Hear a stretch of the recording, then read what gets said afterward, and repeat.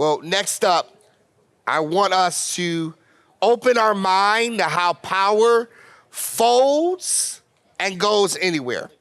So I'm going to ask us to please welcome John, who is the founder of Thought Labs, to show us their solar nanogrid. Let's give it up. Can you all hear me? Yeah? That's a tough act to follow after that's all fun, and now we get into a serious conversation. So it's tough act to follow. So my name is Nikun Jain. I'm founder of Thought Labs, and our product is called All Set, which you can see at the end of the street out here.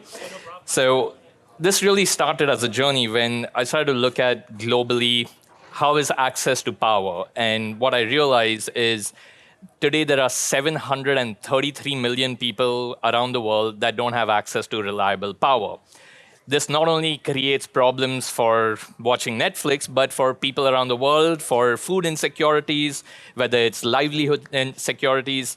That became a huge concern for me as we see where the trends are.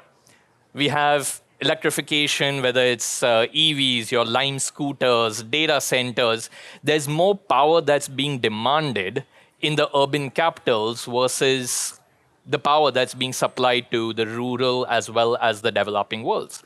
So this got me thinking that if we have to look at the world beyond, where farmers in developing countries such as India are one crop cycle away from being in financial poverty. What used to be once in a decade event is now happening on a yearly basis, whether it's drought, whether it's hurricanes, floods, how that acceleration of climate change is affecting. Not only that, in most of these rural areas, you have power barely for 2 hours a day. How are you supposed to do irrigation? How are you supposed to run schools or other devices? And all that leads to is farmers have to sell their crop as is. They cannot add any value to it by either processing it or refining it. And this is a problem that today we do have the technology. There are 8 billion people in the world. How do we solve that problem for the powerless? And not just adding solar panels to the top of their roof is going to be an answer, because a lot of places require power to move. So we started to look at, well, how do we look at local technology? How do we manufacture this locally? Not only just manufacture, but then be able to repair it as well. So if you see the structure out there, it's a simple but yet effective structure. Lastly, it has to be able to be moved. It has to be able to go into places. And that's essentially what we've done. We've been able to create this folding solar structure that you can take into the remote parts of whether it's rural India or in the Traverse City in the back countryside, and be able to power multiple different components. So here we actually had it have deployed in a village in India to power their schools. We even on Saturdays take it down to power the farmers market. And it's as simple as you're seeing of being able to open it, flip the panels up, and off you go. The biggest component of this is access to power for farming, for irrigation, where today the farmers would just wait for the rains and that is the entire crop they would do in an entire year. Now they have access to power for multiple different crop cycles.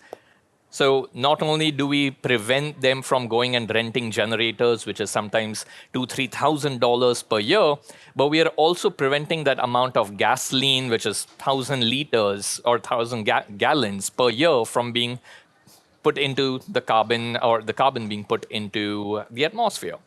So not only are we helping save the environment, but we are also providing access to power. But we didn't just stop there. With the age of everybody talking about AI, well, the product is called All Set, so we have our own All Set intelligence. And for this, we actually looked at, since the unit is out in the sun, what other data can we help the farmer with? You have irrigation, you have humidity, you have wind directions. Further, if you think about the urban landscape, we can actually measure pollution, PM, whether it's 2.5, 10, direction of where that pollution is going to flow next, as well as noise level. So we actually partnered with Ganther Instruments to be able to document all of this.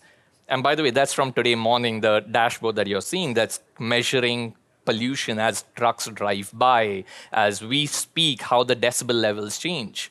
How does that affect school zones? How does it affect construction zones? We're able to deploy as easily as picking it up in a trailer and take it wherever it's needed. So this opens a huge opportunity. Just if I look at India alone, that's a $600 billion untapped rural potential. Now, if I zoom out, it's not just India. This is by the World Bank on which are the countries that today have a power deficit. India is one, but there are a large number of countries within Africa that have already reached out and invited us to come and demonstrate the product there. Closer to home, being here in Detroit, we've actually taken that same trailer out for techno festivals and outdoor Shakespeare concerts, because earlier they could not have the generator nearby. They would end up having to do the plays in closed doors. Now we can actually have silent power accessible for music festivals, for art festivals, and in this case, Hamlet. So what we are trying to do is bring access to power where you would not have an infrastructure, you would rely on generators, and improve farming, whether it's your daily life, whether it's your backyard home project, or overall, we want to improve livelihood. So that's our product, and this is what we are doing. If you have any questions, please catch me. Thank you. Let's give it up again for Thought Labs.